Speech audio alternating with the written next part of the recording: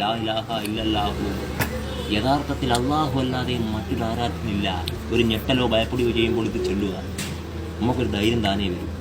മുളക്കലം പോകുമ്പോൾ റസൂലുള്ളാഹി പറഞ്ഞു, നിങ്ങൾ നമസ്കരിക്കുമ്പോൾ ആകാശത്തേക്ക് നോക്കരുത്, നടക്കുമ്പോൾ കാലുകളുടെ അടയാളം പതിക്കരുത്, നടക്കുമ്പോൾ തുടർച്ചയായി പിന്നിലേക്ക് തിരിഞ്ഞു നോക്കരുത്, അനാഥ കുട്ടികളുടെ മുന്നിൽ വെച്ച് സ്വന്തം കുഞ്ഞിനെ ലാളിക്കരുത്, വിധവയുടെ മുന്നിൽ വെച്ച് ഭാര്യയോട് സ്നേഹം കാണിക്കരുത്, പാവപ്പെട്ടവന്റെ മുന്നിൽ വെച്ച് പണത്തിന്റെ മേനി പറയരുത്, നിങ്ങൾ നിന്നുകൊണ്ട് വെള്ളം കുടിക്കരുത്, നിങ്ങൾ നിന്നുകൊണ്ട് ഭക്ഷിക്കരുത്, അത് കാരണം രോഗം വന്നാൽ മരണമല്ലാതെ ചികിത്സയില്ല എന്ന് റസൂലുള്ളാഹി സ്വല്ലല്ലാഹു അലൈഹി വസല്ലം. നിങ്ങൾ ഖുർആനിനെ കുറിച്ചുള്ള ഓർമ്മ പുതുക്കിക്കൊണ്ടിരിക്കുകയും, കാരണം ഉടമസ്ഥർ ഉപേക്ഷിച്ച് ഓടിപ്പോകുന്ന നാൽക്കാലികളെക്കാളും കൂടുതൽ വേഗത്തിൽ മനുഷ്യ ഹൃദയങ്ങളിൽ നിന്ന് ഖുർആൻ ഓടിപ്പോയിക്കൊണ്ടിരിക്കുമെന്ന് റസൂലുള്ളാഹി സ്വല്ലല്ലാഹു അലൈഹി വസല്ലം. മനസ്സിന് ഉന്മേഷം തോന്നുന്ന അവസരങ്ങളിൽ ഖുർആൻ വായിക്കൂ. മനസ്സ് അങ്ങോട്ടും ഇങ്ങോട്ടും പിടിവിൽ ഇറങ്ങിയാലോ അത് അടച്ചു വെച്ച് എഴുന്നേറ്റ് പോവുക എന്നും റസൂലുള്ളാഹി സ്വല്ലല്ലാഹു അലൈഹി വസല്ലം.